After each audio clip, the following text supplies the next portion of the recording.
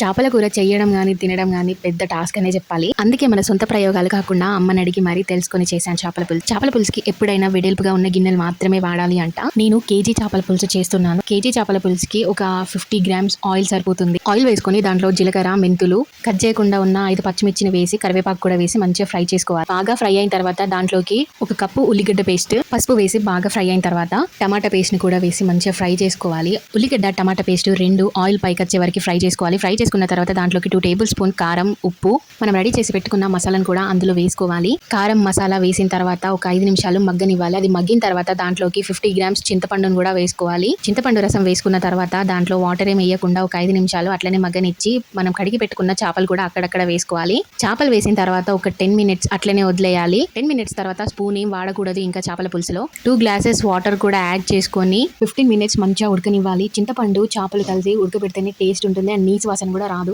దీంట్లోకి బెండకాయలు కూడా వేసుకుంటే టేస్ట్ బాగుంటుంది. ఇది ఆప్షన్ మాత్రమే, నచ్చితే వేసుకోండి లేకపోతే లేదు. మిగిలిపోయిన మసాలాను కూడా మొత్తం వేసుకొని ఇంకొక 20 మినిట్స్ కుక్ చేస్తే మన చేపల పులుసు రెడీ.